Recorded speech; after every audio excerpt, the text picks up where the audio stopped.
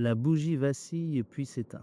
Le silence. Dans le noir, une main tremblante cherche une pipe encore tiède des lèvres du dernier rêveur. Dehors, le carillon de Londres sonne 3 heures, mais ici le temps s'étire comme du caramel, collant et doux. Le plancher ne craque pas sous les pas, mais sous le poids des corps sombrant dans l'oubli. Un murmure perce la brume, le paradis pour quelques sous. Pendant des décennies, ces fumeries ont promis un refuge aux poètes en quête de muse, aux ouvriers fuyant la douleur des manufactures, aux âmes brisées par un monde sans pitié. Le rituel était sacré, la pincée de résine noire, la boulette roulée entre des doigts jaunis comme un vieux parchemin, le sifflement de la lampe effleurant le fourneau de la pipe. Mais ce matin, le rituel se brise. La pipe glisse. Le rêveur se réveille en sursaut. Non dans la tiédeur, mais dans l'étreinte glaciale du manque. La pièce empeste la sueur et le coton roussit. Quelqu'un hurle, mais personne ne tourne la tête. Avant que le cri ne s'éteigne, avant que la prochaine pipe ne s'allume, songez à ceci diversité, et si les plus sombres évasions de l'histoire n'avaient jamais été que des labyrinthes sans issue. Vous êtes à présent sur le seuil. Un gemme est votre lanterne, jetant sa lueur dans ces corridors oubliés. Vous abonnez? C'est la clé de l'arrière-salle, là où les histoires qu'ils ont brûlées se consument encore lentement. Maintenant, inspirez. Le passé vous attend. Imaginez-vous à Londres, vers la seconde moitié du XIXe siècle. Le soleil n'a pas encore réussi à percer l'épais brouillard gris du matin. Pour vous, le jour ne commence pas par un réveil doux. Il débute par un violent frisson. Vous vous réveillez en sueur froide, l'humidité de votre mince couverture collée à votre peau. C'est le mal de sevrage matinal, un maître brutal. Votre première pensée consciente ne porte pas sur la journée à venir, mais sur la douleur lancinante dans votre ventre. Une nausée profonde s'élève dans votre gorge et une vague de douleur exquise traverse votre abdomen. Une sensation que des écrivains contemporains comme Thomas de Quincey appelaient une misère nerveuse. Votre esprit est aussi ravagé que votre corps. Une dépression profonde et apparemment sans fond se pose sur vous, rendant le plus petit mouvement une tâche impossible. Selon un article de journal de l'époque, vous êtes un esclave désespéré et impuissant, votre volonté complètement érodée par le cycle de la drogue. Il n'y a pas de place pour le choix ou la réflexion dans cet état. Tout votre être est consumé par un seul besoin désespéré. Vous devez retrouver le pipe. Vous devez mettre fin à cette souffrance. Mais le soulagement n'est pas gratuit. La première tâche de votre journée est la recherche frénétique de quelques penses. L'opium est peut-être moins cher que le gin, mais le coût quotidien est ruineux pour quelqu'un avec vos maigres revenus. Vous fouillez les poches de votre manteau, espérant trouver une pièce oubliée. Elles sont vides. Vos yeux scrutent la petite pièce austère que vous appelez chez vous. Reste-t-il quelque chose de valeur? Une autre partie de votre manteau? Un outil? Un bibelot transmis par un parent? N'importe quoi qui puisse être emmené au prêteur sur gage. S'il n'y a rien, vous devrez emprunter à un accointance, une tâche qui devient plus difficile chaque jour. Lorsque toutes les autres options sont épuisées, la sombre pensée du vol à la tire peut vaciller dans votre esprit. Cette recherche désespérée de monnaie est le moteur qui anime votre matin, la première étape d'un rituel que vous connaissez trop bien. Avec quelques pièces enfin serrées dans votre main, votre pèlerinage peut commencer. Vous resserrez votre manteau usé contre le froid humide et vous vous aventurez dans les rues de la ville. Votre voyage est une étude de contraste, un reflet parfait de la nature divisée du Londres victorien. Vous commencez par naviguer dans les artères respectables en vous dépêchant devant les façades imposantes des banques et des grands magasins. Vous gardez la tête baissée, évitant le regard des dames et des messieurs bien habillés qui se pressent sur le trottoir. Leur monde de commerce et de visite sociale vous semble à des années-lumière du vôtre. Votre chemin vous mène inexorablement vers l'envers de la ville. Votre destination est l'un des quartiers portuaires, peut-être Limehouse ou Shadwell, des zones que la littérature a dépeintes comme le foyer des ruelles-villes et des quartiers secrets. C'est le cœur de la petite communauté chinoise de Londres, des marins et des travailleurs qui ont d'abord introduit les bouges dans cette ville. Et c'est ici que vous trouverez votre échappatoire. Le voyage est une descente, à la fois sociale et géographique, alors que vous passez de la lumière des rues principales aux ombres des parties oubliées de la métropole. Vous quittez la route principale et vous glissez dans une ruelle sombre et étroite. L'air y est immédiatement plus froid, piégé entre les hauts murs de briques. Vous vous approchez d'une porte sans inscription qui ne se distingue en rien des autres. Vous frappez d'une manière spécifique, codée. Après un moment de silence, la porte grince et s'ouvre juste assez pour vous laisser glisser à l'intérieur. Vous pourriez entrer dans l'arrière-boutique d'un commerce apparemment légitime, comme un petit magasin de thé ou une épicerie. Un rideau lourd et usé sépare le monde ordinaire de celui que vous recherchez. Vous le poussez de côté et vous entrez. Le changement est immédiat et assaille tous vos sens. La première chose qui vous frappe est l'odeur. C'est un arôme unique, décrit par les visiteurs comme une odeur nauséabonde et fétide d'opium rassis. Elle est à la fois douce et entêtante, une odeur qui collera à vos vêtements pendant des heures. L'air lui-même est étouffant et oppressant, épais de fumée et dépourvu de toute ventilation. Vos yeux s'habituent lentement à la pénombre de la chambre sordide et sale. L'obscurité est seulement ponctuée par les petits cercles rouges de lumière qui scintillent des lampes à opium dispersées dans la pièce, chacune d'elles étant un minuscule phare dans la brume oppressante. Une fois vos yeux habitués à la faible lumière, vous trouvez une place vide sur l'une des couchettes en bois dur qui bordent les murs. Quelqu'un, peut-être le propriétaire du bouge, vous fournit votre kit. Il se compose d'un long pipe en bambou ou en bois, d'une lampe spéciale conçue pour fournir une flamme stable et sans fumée, et d'une fine aiguille métallique connue sous le nom de dipper. L'opium lui-même est une pâte sombre et visqueuse, une substance à la consistance de mélasse épaisse et grossière, appelée chando.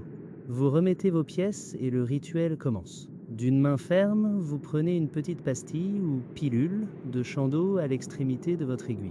C'est la partie la plus délicate du processus. Vous tenez la pilule au-dessus de la cheminée de verre de la lampe en la tournant lentement dans la chaleur. Vous devez cuire l'opium à la consistance parfaite en le transformant d'une pâte molle en un solide qui peut être vaporisé. Une fois qu'il est prêt, vous placez soigneusement la pilule dans le petit bol du pipe. Vous vous déplacez ensuite, vous allongeant sur le côté sur la couchette. Vous posez votre tête sur un oreiller ferme et inflexible, peut-être en bois ou en porcelaine, une posture nécessaire pour fumer correctement le pipe. Vous tenez le bol du pipe au-dessus de la flamme de la lampe et prenez la première inhalation, tant attendue. Le soulagement est presque instantané. Ce n'est pas l'euphorie bruyante et chaotique qui vient de l'alcool. Comme l'a écrit De Quincey dans ses célèbres confessions, c'est une paix profonde et douce.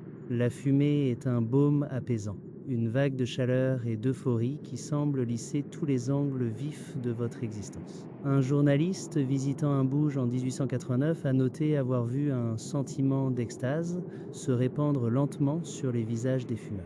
La douleur physique de votre sevrage disparaît. L'angoisse psychologique se dissout. Pour l'instant, vous êtes parfaitement en paix avec le monde. Lentement, vous commencez à osciller entre la conscience et l'inconscience. Cet état est connu sous le nom de no. Autour de vous, d'autres corps sont allongés dans des poses étranges et fantastiques sur leur propre couchette. Certains marmonnent tranquillement, perdus dans des conversations privées. D'autres sont silencieux, enveloppés dans un profond état de stupeur. Chaque personne dans la pièce est enfermée dans son propre monde brumeux et onirique, séparée de ses problèmes et des autres. L'un des effets les plus puissants de la drogue est sa capacité à déformer complètement votre sens du temps et de l'espace. Dans le confinement chaud et enfumé du bouge, l'horloge rigide du monde extérieur cesse d'exister. De Quincey a écrit que sous l'influence de l'opium, l'espace pouvait s'étendre à une étendue d'infini indicible et que le temps lui-même pouvait s'étirer sur ce qui semblait être une éternité. Parfois, j'avais l'impression d'avoir vécu 70 ou 100 ans en une seule nuit, se souvenait-il. Pour vous, allongé sur la dure couchette en bois, les heures s'évanouissent simplement dans un brouillard brumeux et bienheureux. Il n'y a pas de passé à regretter et pas d'avenir à craindre. Vous êtes, comme l'a noté De Quincey, trop heureux pour observer le mouvement du temps. Cette évasion, cependant, est toujours temporaire. La paix pour laquelle vous avez payé ne peut pas durer éternellement. Alors que les effets du chando commencent lentement à s'estomper, les dures réalités que vous fuyez commencent à ramper au bord de votre esprit, la chaleur commence à disparaître et un froid familier commence à s'installer profondément dans vos os. Finalement, vous savez que vous ne pouvez plus rester ici. Vous vous redressez lentement sur la couchette, votre corps raide et lourd. Vous titubez vers le lourd rideau et le poussez pour passer à travers. Le choc du monde extérieur est brutal et cruel. Vous sortez de la chaleur étouffante du bouge dans l'air froid et humide de la ruelle londonienne. Le rêve bienheureux est parti, remplacé par la réalité grinçante et impitoyable de la ville la nuit. Le soulagement que vous avez ressenti il y a quelques instants n'est déjà qu'un lointain souvenir, et une peur plus profonde et plus familière prend sa place. Alors que vous commencez la marche solitaire vers votre chambre, votre esprit est déjà fixé sur le matin à venir. Vous savez avec une certitude absolue que la misère nerveuse et l'agonie physique du sevrage ne sont qu'à quelques heures. Le cycle est complet et il est déjà prêt à recommencer.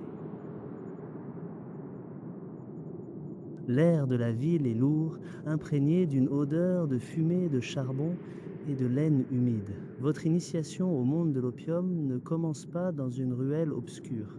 Elle débute dans un lieu bien plus respectable. Vous pourriez vous tenir dans une pharmacie lumineuse, baignée d'une clarté artificielle. L'atmosphère y exhale le parfum âcre du savon carbolique et des herbes séchées. Des flacons en verre, scellés de bouchons de verre, s'alignent sur les étagères, leur contenu scintillant sous la lumière vacillante des becs de gaz. Ou peut-être êtes-vous chez vous, écoutant le médecin. Il vient de diagnostiquer votre toux persistante, ces élancements douloureux dans le dos. Dans sa vieille sacoche en cuir, il détient la solution. À cette époque, avant les analgésiques modernes, avant même l'aspirine, l'opium est perçu comme un miracle. C'est la substance la plus efficace de tout arsenal médical. Les textes de l'époque l'indiquent pour presque tous les maux. Il apaise les douleurs chroniques de la rhumaticème, calme une toux harassante, stoppe les souffrances atroces de la dysenterie. Un remède universel. Vous découvrez qu'il n'est pas difficile à obtenir. En fait, jusqu'à la loi sur les pharmacies de 1868, il s'achète aussi facilement que le sucre ou le thé. Votre épicier du coin le vend, tout comme le libraire et même le mercier qui vous propose des rubans et du fil. La forme la plus courante est une petite bouteille sombre de laudanum, une simple teinture, à peine 10% d'opium dissous dans un alcool fort. Vous pourriez l'acheter pour vous-même pour un mal de dents qui vous prive de sommeil. Son goût amer et alcoolisé est vif sur la langue. Mais bientôt, une douce chaleur se répand en vous, et la douleur lancinante commence à s'estomper. Un soulagement discret, bienvenu. Cette petite bouteille est un incontournable de toute trousse médicale familiale de la classe moyenne. Elle repose dans le placard, une amie de confiance, prête à offrir du réconfort face aux petites et grandes douleurs de la vie. Cet accès facile en a fait une composante du quotidien pour d'innombrables personnes. Au-delà du comptoir de la pharmacie, vous voyez des publicités partout.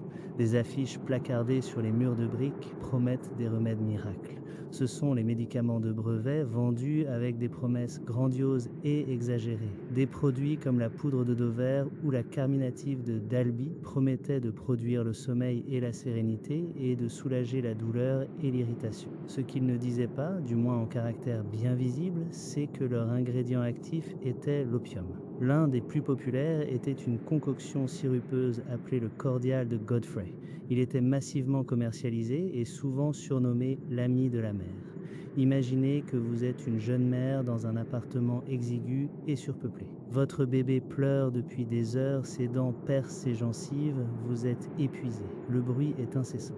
Vous tendez la main vers la petite bouteille de cordial de Godfrey. Vous mesurez une petite cuillerée du liquide épais et sucré. Le bébé le prend et bientôt, un calme paisible descend sur la pièce. Cette pratique de droguer les nourrissons était incroyablement courante, surtout parmi les classes ouvrières. Une solution désespérée à un problème insoluble. Mais comme les médecins ont commencé à le remarquer, elle était également mortelle, entraînant la maladie et la mort d'innombrables nourrissons. Pour les femmes, ces préparations étaient également vendues comme l'ami des femmes, un remède contre les douleurs menstruelles ou la condition à la mode connue sous le nom de l'évapeur, un terme générique pour l'anxiété et la dépression. Mais l'opium n'était pas réservé aux malades ou aux désespérés. Il exerçait également un puissant attrait sur les grands penseurs et les artistes de l'époque. C'était l'époque du mouvement romantique, un changement culturel qui célébrait la profondeur des émotions et le pouvoir de l'imagination. Pour certains, l'opium était la clé pour déverrouiller l'esprit. Vous pourriez être assis dans un fauteuil confortable près du feu, un livre sur les genoux. Le livre est Confession d'un mangeur d'opium de Thomas de Quincey, publié en 1821. Ces mots ne parlent pas seulement de soulagement de la douleur. Il écrit des joies célestes et des rêves spectaculaires que la drogue peut apporter. Il décrit comment elle approfondit son appréciation de la musique, transformant les sons en visions incroyables. Pour de nombreux lecteurs, cela a présenté la drogue non pas comme un simple médicament, mais comme un portail vers un état de conscience supérieur. Les récits de génie créatif, alimentés par l'opium, deviennent légendaires. Vous pourriez entendre l'histoire de Samuel Taylor Coleridge. Il était un consommateur de laudanum à vie, et on pense qu'il a composé son célèbre poème onirique Kubla Khan sous son influence. La liste des utilisateurs littéraires était longue et prestigieuse. Vous y trouveriez Elizabeth Barrett Browning, qui a commencé à prendre des opiacés pour une blessure à la colonne vertébrale et est restée une consommatrice à vie. Le romancier Wilkie Collins l'utilisait également, et les historiens soupçonnent que même des géants comme Charles Dickens et George Eliot y ont eu recours. Cette association avec le génie conférait à la drogue une qualité romantique presque glamour. Ce n'était pas un vice sordide et c'était une muse. Mais pour chaque intellectuel explorant sa conscience dans un cabinet de travail tranquille, il y avait des milliers d'autres qui cherchaient un type de libération différent. Pour la plupart des gens en Grande-Bretagne victorienne, la vie n'était pas faite de poésie et de philosophie. Imaginez que vous travaillez 12 heures par jour dans une filature textile. Le bruit des machines est un rugissement constant et assourdissant. L'air est épais de poussière de coton qui vous obstrue les poumons. Vous rentrez chez vous dans une pièce bondée et froide, votre corps endolori par la fatigue. Pour vous, l'opium offre une promesse beaucoup plus élémentaire, l'évasion. Il procure un silence temporaire face à la meule incessante de la pauvreté. Il était également, ironiquement, moins cher que le gin, et certains le considéraient même comme un bon remède contre la gueule de bois. Il offrait un oubli puissant et abordable face à la misère de votre vie quotidienne. Il atténuait les douleurs de la faim et le froid qui s'insinuaient à travers les fissures des carreaux de fenêtre. Vous pouviez acheter un peu d'opium brut, juste une petite pilule ou un bâtonnet, auprès d'un colporteur ambulant. Vous pourriez l'avaler ou simplement le laisser se dissoudre dans votre bouche. L'effet est un engourdissement des sens, une retraite silencieuse face à un monde trop dur et trop exigeant. Une simple transaction, quelques pennies pour quelques heures de paix. Il ne s'agissait pas de déverrouiller la créativité et il s'agissait de verrouiller temporairement la porte sur une réalité douloureuse. Ce besoin d'évasion allait au-delà des seules difficultés physiques. À une époque où la psychiatrie moderne n'existait pas, il n'y avait pas de mots pour le stress post-traumatique ou la dépression clinique. Il n'y avait pas de thérapeute à qui parler, pas de médicaments conçus pour rééquilibrer la chimie du cerveau. Les gens portaient leur douleur psychologique en silence. L'opium est devenu le principal outil pour automédiquer ce tourment intérieur. Nous comprenons aujourd'hui le lien entre le traumatisme et la toxicomanie, mais au XIXe siècle, l'opium était simplement le palliatif le plus efficace disponible. Vous pouvez le constater clairement dans les récits de soldats. Après des conflits comme la guerre de sécession américaine, des milliers d'hommes sont rentrés chez eux. Ils portaient la douleur physique des amputations et des blessures de guerre, mais aussi les blessures invisibles de ce qu'ils avaient vu et fait. La morphine et l'opium qu'on leur donnait pour soulager leur douleur sont devenus un béquillage pour leur esprit également. Cette dépendance est devenue si courante qu'elle était connue sous le nom de maladie de l'armée ou esclavage de l'opium. Il en était de même pour les traumatismes quotidiens de la vie industrielle, la mort soudaine d'un enfant, un accident de travail invalidant, l'anxiété constante de la pauvreté. L'opium offrait un moyen d'engourdir ces cicatrices. Enfin, il y avait une autre dimension à l'attrait de l'opium, le charme de l'interdit. Bien que prendre du laudanum à la maison soit un acte domestique presque médical, fumer de l'opium était différent. Dans l'imaginaire populaire, alimenté par des articles de journaux sensationnalistes et des romans, fumer était associé au mystérieux Orient. Vous pouvez imaginer les images qu'il évoquait des pièces sombres, de la musique exotique et un sentiment de plaisir transgressif. Cela était profondément séduisant pour certains victoriens qui se sentaient étouffés par les codes moraux rigides de leur société. La simple présence de la drogue en Grande-Bretagne était un produit de l'Empire, avec l'opium brut importé de Turquie et de Perse, son histoire étant liée aux tristement célèbres guerres de l'opium contre la Chine. Cela conférait à la substance une aura de puissance mondiale et de danger exotique. Le chemin vers l'antre de l'opium était donc souvent long et sinueux. Pour beaucoup, il ne commençait pas par un désir de sensations illicites, mais dans le cabinet d'un médecin ou dans une pharmacie respectable. La ligne entre patient et toxicomane était dangereusement mince, et vous ne vous rendiez souvent pas compte que vous l'aviez franchie avant qu'il ne soit trop tard. Vous vous trouvez à Londres, mais ce n'est point le Londres des grandes expositions des processions royales. Vous êtes à Limehouse, un quartier près des quais où l'air est lourd du parfum âcre de la fumée de charbon et de la vase des marais. Vous avez cherché un établissement particulier et vous vous tenez désormais devant sa porte. En la franchissant, le monde extérieur semble s'effacer complètement. Ce n'est pas ce que vous voyez qui vous frappe en premier, mais ce que vous ressentez. Le plafond est si bas qu'il vous faut vous pencher. L'air est oppressant, immobile, saturé d'une odeur à la fois douceâtre et répugnante. Les chroniques journalistiques de l'époque décrivent ces lieux comme des chambres sordides et immondes, et en examinant les lieux, vous comprenez pourquoi. Le mobilier est rudimentaire, épuré. Le long des murs s'alignent ce qui ressemble à d'anciens lits de camp en fer. Leurs matelas sont qualifiés de nauséabonds, et vous devinez aisément pourquoi. Dans certains coins, point de lit, seulement de simples nattes posées sur le sol crasseux. C'est l'antre commune de l'opium, celle qui alimente l'imagination horrifiée du public. Elle accueille marins, ouvriers, les déshérités. Elle offre un service élémentaire, un opium de moindre qualité, juste de quoi procurer une brève évasion. Mais ce n'est pas le seul type d'antre qui existe. Vous apprenez que, comme tout le reste dans la société victorienne, ces maisons obéissent à un spectre social bien défini. Si vous étiez une personne fortunée, votre expérience serait radicalement différente. On vous conduirait dans un établissement exclusif, peut-être connu seulement par les murmures de la haute société. À l'intérieur, vous découvrirez un luxe ostentatoire. Votre couchette serait privée, élégamment sculptée et peut-être dotée de 3 côtés surélevés. Ce ne sont pas de simples ornements. Ils sont conçus pour bloquer la moindre brise qui pourrait troubler la flamme de la lampe. L'opium serait d'une qualité irréprochable et des servantes pourraient être présentes, prêtes à accomplir le rituel délicat de la préparation de votre pipe. Pour les plus riches, l'antre n'est pas un lieu public, mais une pièce dédiée dans leur propre demeure, avec des domestiques chargés de gérer l'ensemble de l'affaire. Au cœur de ce monde caché, qu'il soit sordide ou luxueux, se trouve le tenancier. Il est le propriétaire, l'hôte, le gardien, tout à la fois. Il contrôle l'approvisionnement en drogue et l'atmosphère de l'établissement. Nombre de ces tenanciers étaient des immigrants chinois, des hommes comme Ah Sing, qui tenaient l'une des antres les plus célèbres de Londres, étaient connus pour attirer des gentlemen des plus hautes sphères de la société. On disait que des hommes comme lui détenaient le véritable secret du mélange de l'opium pour obtenir l'effet optimal. Cette figure est complexe. Il offre un espace de refuge et de soulagement face aux douleurs du monde, mais il tire profit également des addictions qui ramènent ses clients. L'expérience que vous recherchez requiert un ensemble d'outils très précis. Ce n'est pas comme boire du laudanum dans une bouteille. L'acte de fumer de l'opium est un rituel défini par sa culture matérielle.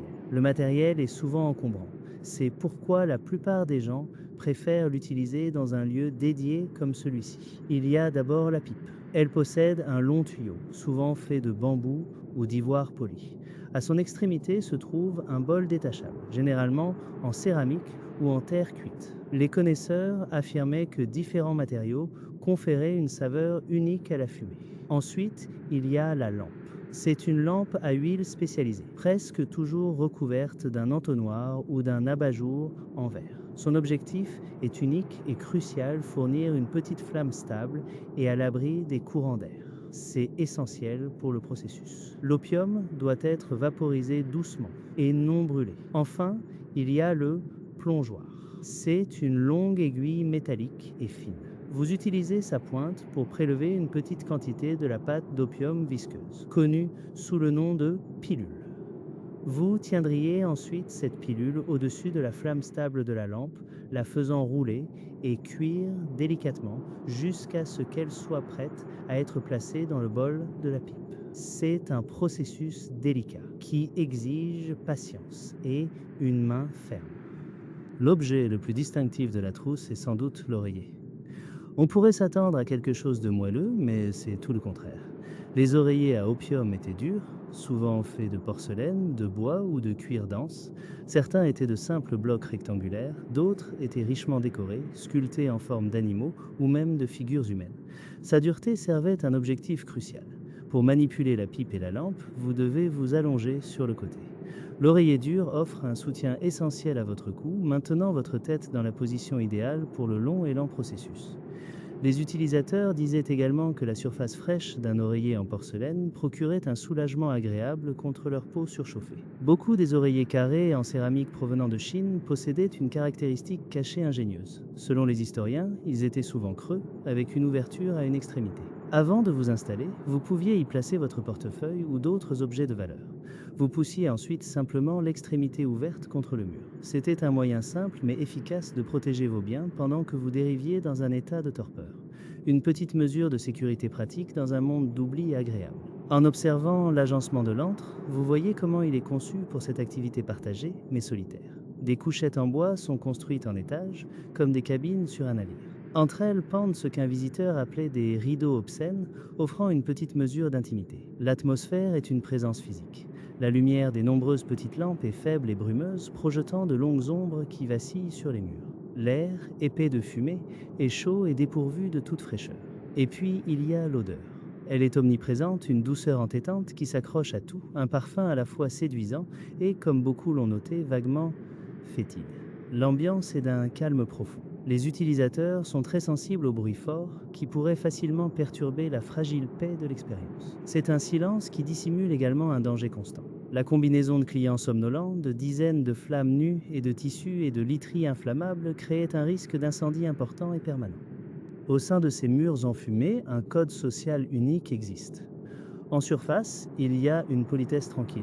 Un journaliste a noté que lors de sa première visite, le tenancier lui avait offert une chaise et une tasse de thé chinois, un accueil doux dans un autre monde.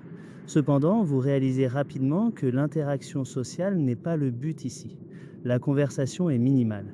Les clients sont là pour la drogue, pas pour la compagnie.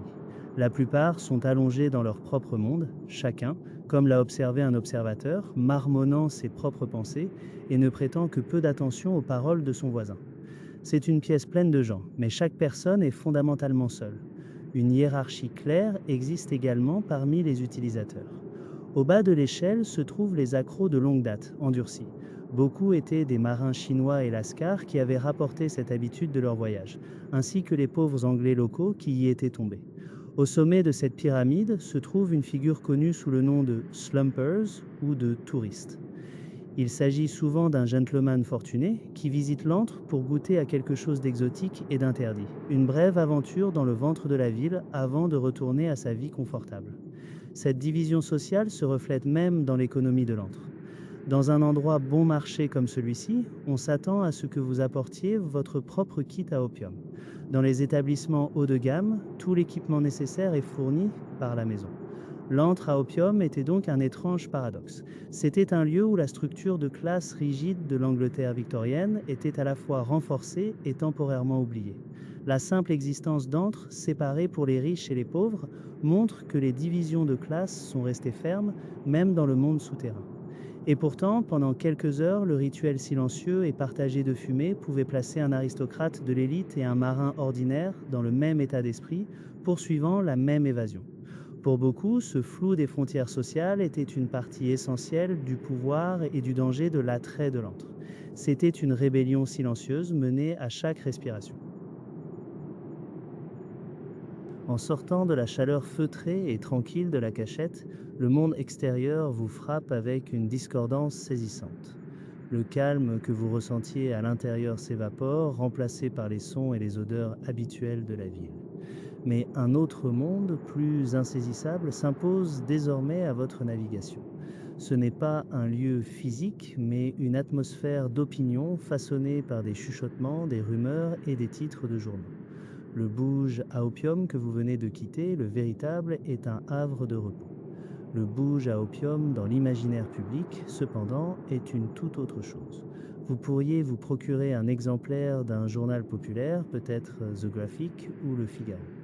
Le papier bon marché est rugueux sous vos doigts, l'odeur d'encre vive et chimique.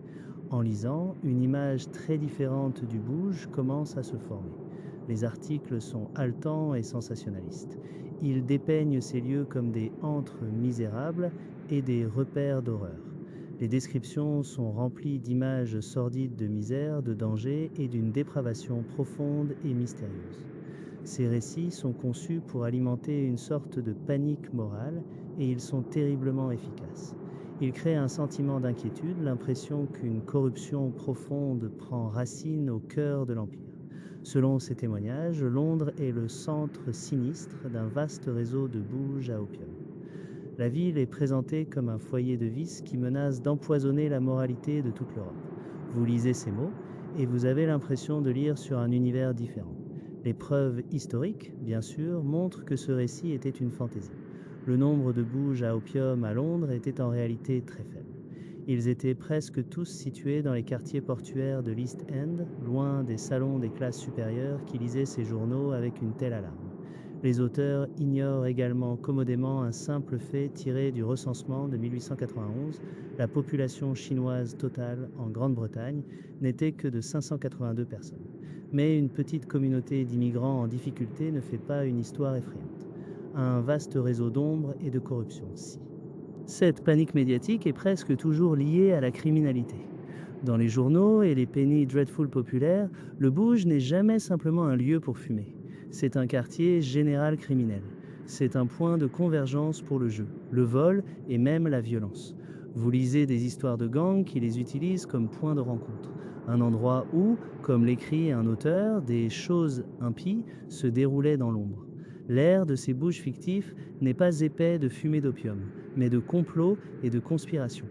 Un thème central, auquel les écrivains revenaient sans cesse, était l'idée que les bouges étaient des lieux de corruption de l'innocence. Et une peur particulière était utilisée pour susciter une indignation maximale.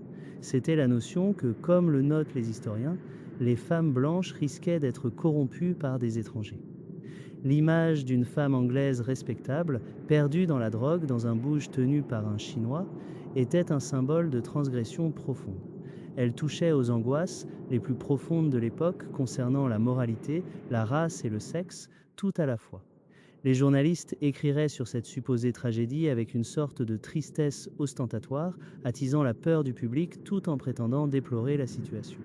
Il n'est donc pas surprenant que cette panique morale soit liée à un racisme intense et à un sentiment anti-immigré. Le vice de la consommation d'opium était directement imputé à la communauté chinoise. Ils étaient les boucs émissaires pour avoir apporté cette peste sur les rivages de Londres. Leur faible statut social et leur étrangeté en ont fait une cible facile. Il était bien plus simple de blâmer une petite minorité visible pour un mal social perçu que de regarder les réalités plus complexes de la vie dans une ville industrielle tentaculaire.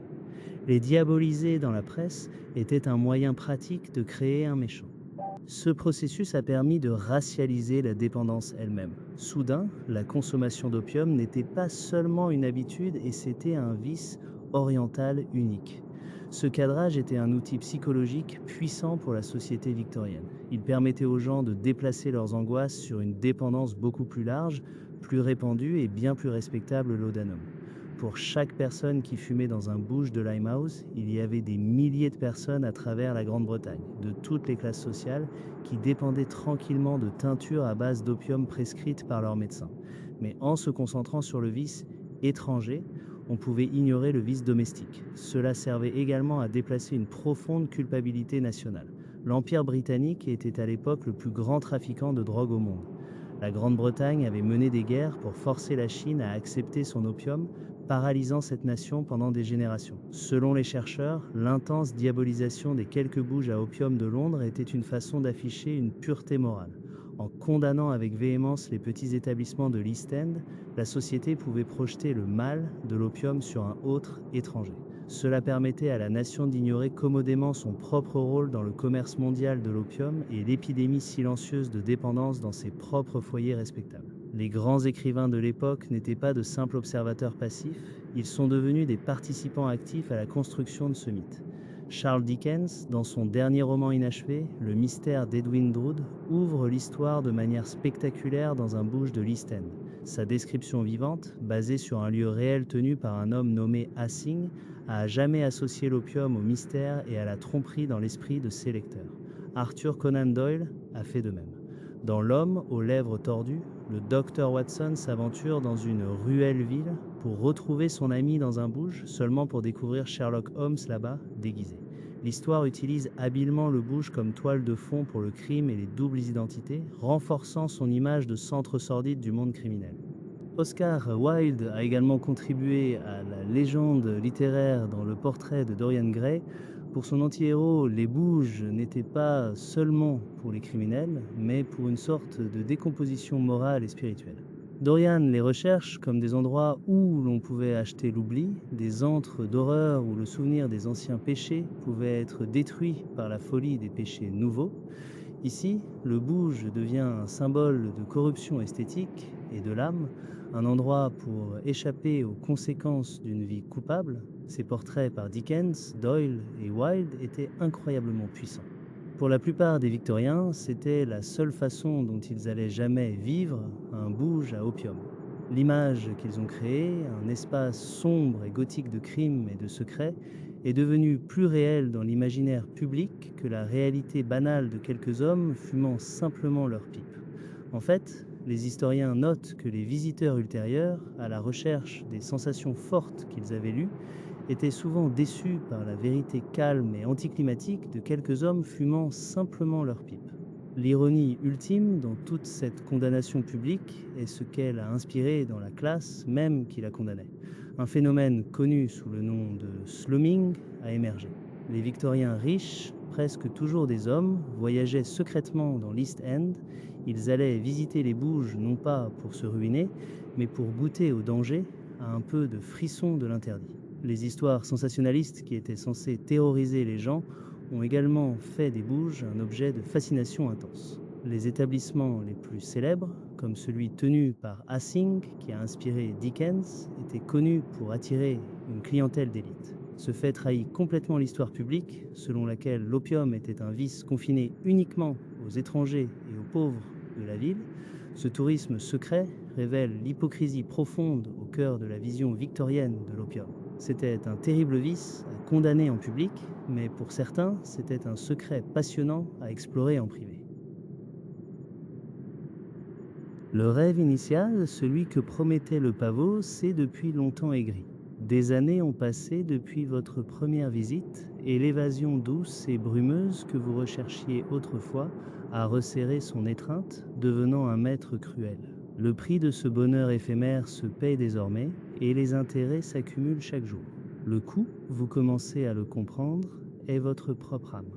Vous ne venez plus à ce bouge par plaisir. Vous venez simplement pour vous sentir normal, pour étouffer les cris impérieux de votre propre corps. La décrépitude commence là où vous pouvez la voir. Un éclat de miroir brisé, le reflet trouble d'une flaque d'eau dans la rue. Vous pourriez apercevoir votre visage. L'homme qui vous regarde en retour est un étranger. Votre corps s'est amenuisé, presque squelettique. Ceux qui vous connaissaient autrefois, votre famille, vos amis, s'ils étaient encore là, vous qualifieraient d'écorché. Votre peau a pris une teinte particulière. Les observateurs la décriraient comme un jaune sec, un teint maladif qui témoigne d'une profonde souffrance intérieure. Une couleur qui annonce que votre corps perd sa longue et silencieuse bataille contre la drogue. Vos dents vous lancent. Nombre d'entre elles sont branlantes et la carie est un tremblement sourd et constant dans votre mâchoire. Puis il y a les démangeaisons, une torture qui ne vous quitte jamais vraiment. Une sensation lancinante, persistante, juste sous la peau, ce que les consommateurs de longue date appellent le grattement de l'opium. Vous vous grattez jusqu'à ce que votre peau soit à vif, mais cela ne soulage rien. C'est une manifestation physique du poison qui travaille en vous. Mais ce mal va bien au-delà de la peau. C'est un effondrement silencieux interne.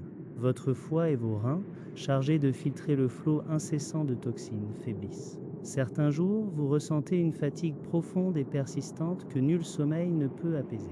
La chimie de votre corps est réécrite, sa production naturelle d'hormones supprimée. Vous vous sentez faible, vidé de toute vitalité.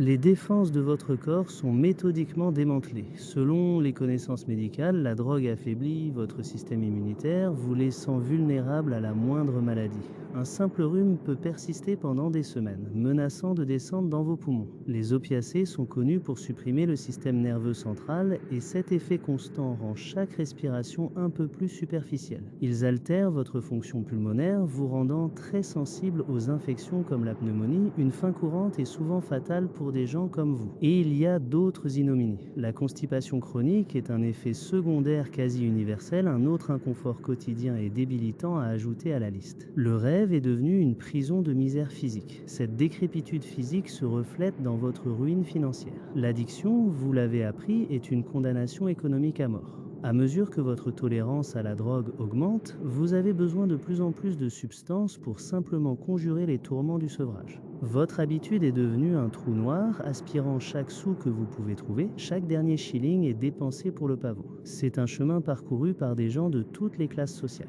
Même la poétesse Elizabeth Barrett Browning, qui a pris des opiacés pour une plainte médicale, aurait dilapidé toute sa fortune à nourrir son addiction. Pour vous, un homme de moyens plus modestes, la descente dans la pauvreté a été brutalement rapide. Vous ne pouvez plus travailler. La faiblesse physique, le brouillard mental, le besoin constant de la drogue, tout cela rend un travail stable impossible. Un jour, vous étiez employé, le lendemain plus. Cela, combiné au coût quotidien de votre habitude, vous a fait spirale vers le bas. Vos économies ont disparu en premier. Puis, vous avez vendu vos biens, un par un. Bientôt, vous vous êtes retrouvé sans domicile, jeté dans la rue. La misère est une réalité froide et dure. La chaleur du bouge est le seul réconfort qui vous reste, un réconfort pour lequel vous devez payer chaque jour. Peut-être que le prix le plus terrifiant est celui payé par votre esprit.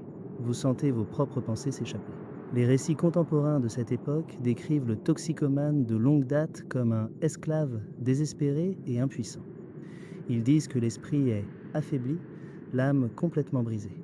Vous ressentez la vérité dans ces mots. La drogue démantèle systématiquement votre personnalité pièce par pièce. Votre mémoire est pleine de trous. Des événements importants, des visages, des noms se dissolvent dans la brume.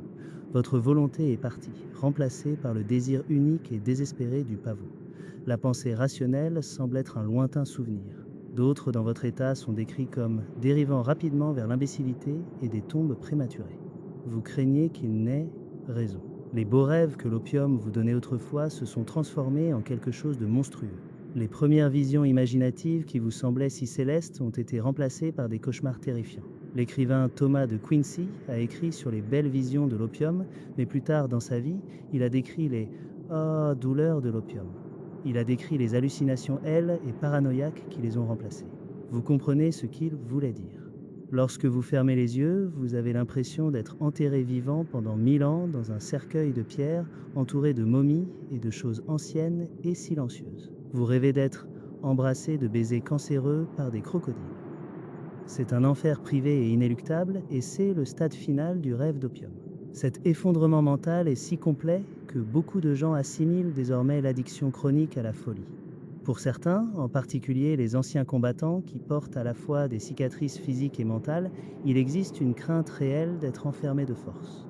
Une addiction pourrait vous conduire à être interné dans un asile psychiatrique où vous pourriez être caché à la société et laissé dépérir pendant des décennies. C'est la nouvelle réalité de votre monde. L'évasion que vous recherchiez est devenue le piège le plus terrifiant de tous, une prison dans votre propre esprit. À mesure que votre addiction est devenue plus visible, vous avez senti la chaleur de la société se transformer en glace. Ce qui était autrefois toléré comme un vice privé est maintenant ouvertement condamné. À la fin du XIXe siècle, c'est considéré comme un vice viril et immoral. Vous êtes un paria. Vous avez été chassé par votre famille qui ne pouvait plus regarder votre lente autodestruction.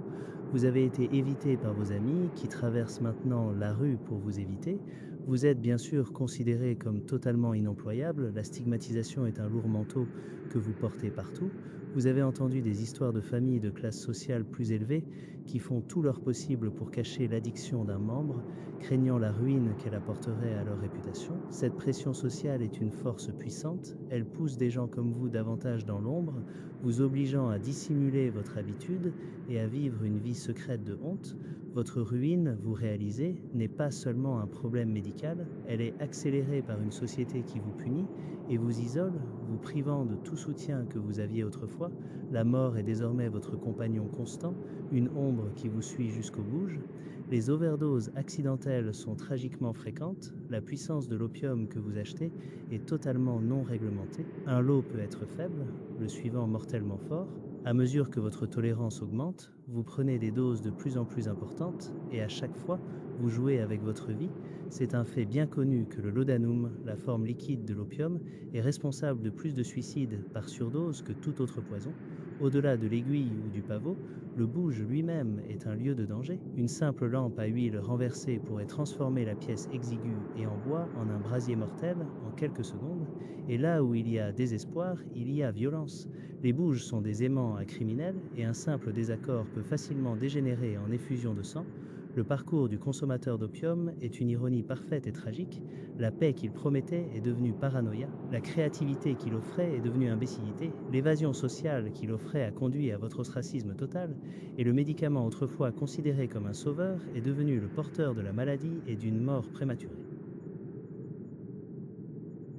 Alors que le 19e siècle amorce son dernier virage, une subtile mutation s'opère. Le monde que vous connaissez, celui où une dose de laudanum est un simple réconfort, commence à vaciller. Ce n'est pas un cataclysme ni un cri d'alarme public. C'est un changement de langage, une nouvelle inflexion dans l'air. Vous le percevez peut-être d'abord dans la manière dont votre médecin s'exprime. L'ancien terme familier désignant votre consommation régulière d'opium, le mot moralement neutre d'habitude s'efface lentement. Il est remplacé par un nouveau mot, plus froid, plus lourd, addiction.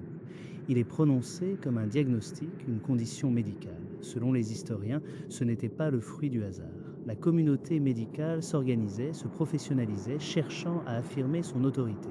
Votre habitude était redéfinie non plus comme un choix personnel, mais comme une faiblesse de la volonté, une maladie. Vous voyez cette nouvelle pensée reflétée dans les pages des revues médicales. Tout au long des années 1870, ce qui était autrefois accepté comme une pratique courante est désormais présenté comme un danger.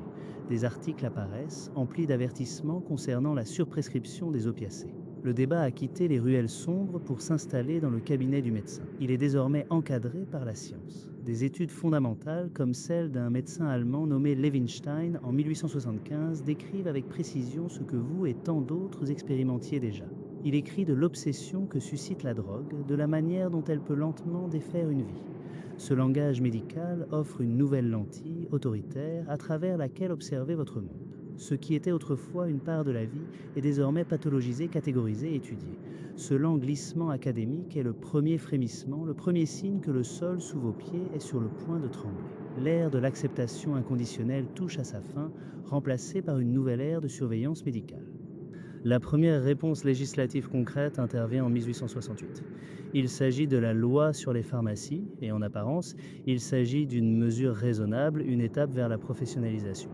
Vous ne pouvez plus vous rendre n'importe où, chez un épicier ou un marchand général, pour acheter votre flacon de cordial de Godfrey.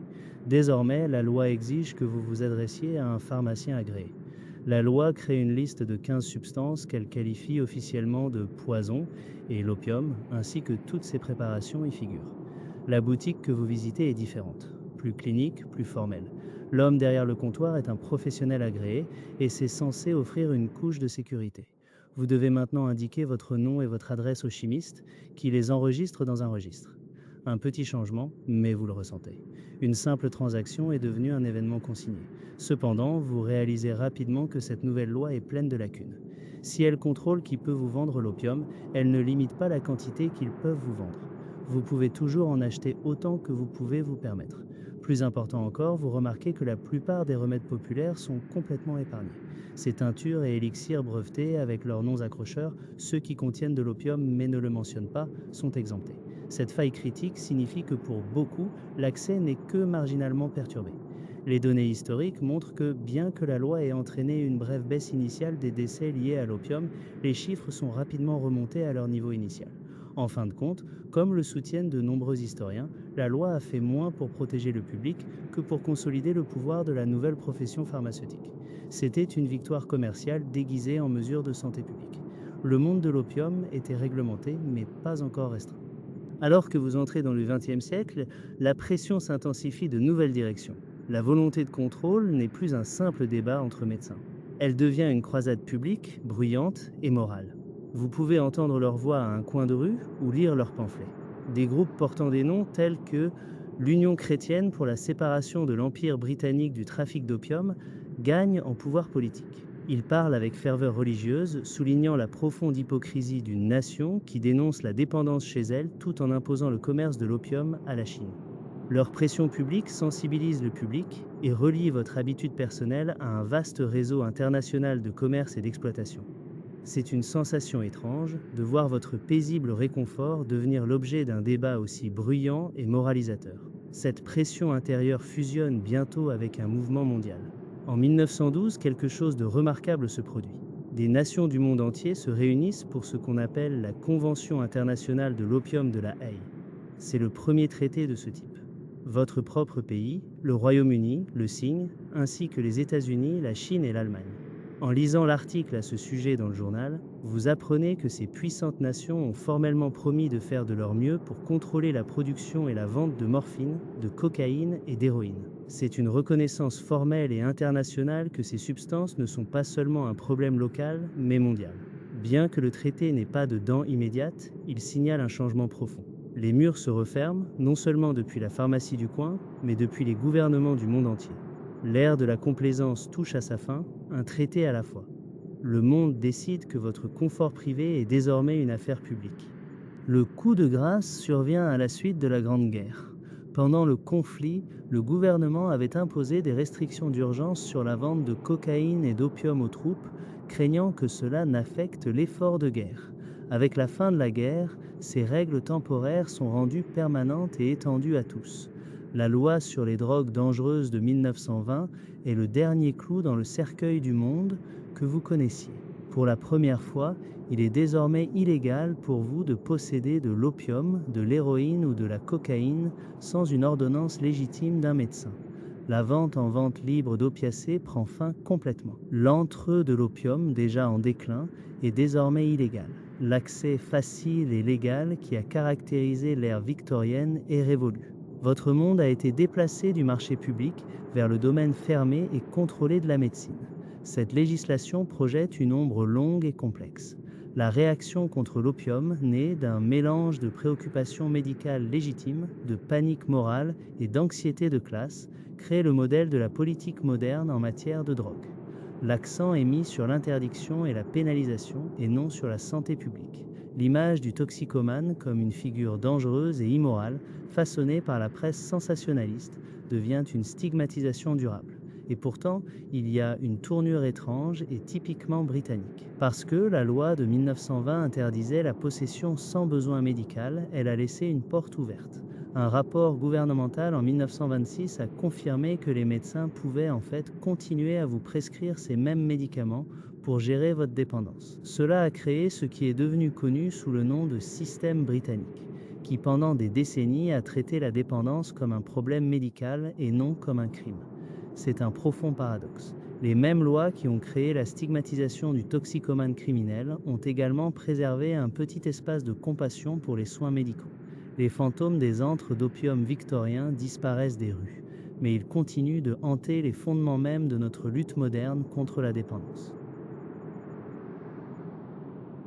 La lueur blafarde d'une lampe vacille sur les murs maculés de fumée, alors qu'une autre nuit tombe sur les recoins ténébreux de Londres.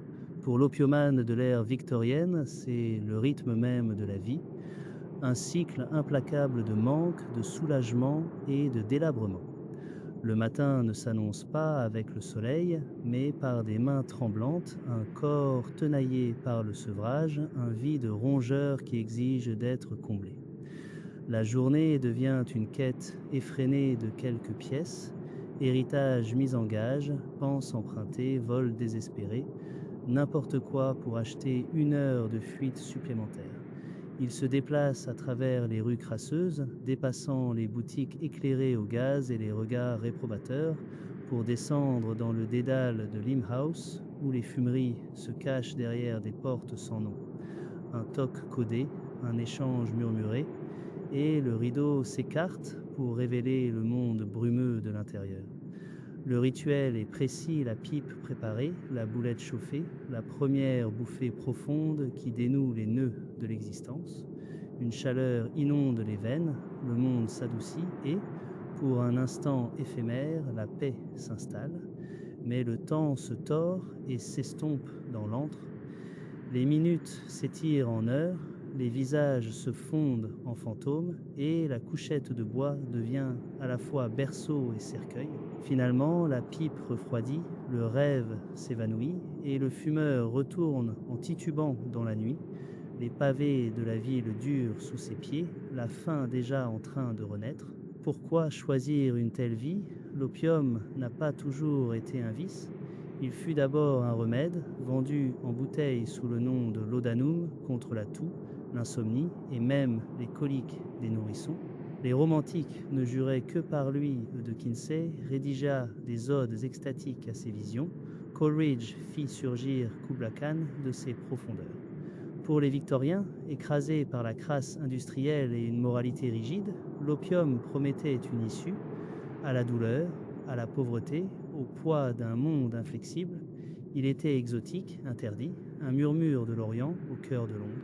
Et pour ceux qui portaient des blessures indicibles, vétérans de guerre, veuves éplorées, âmes brisées et perdues, c'était le seul baume à une époque qui ignorait la compassion.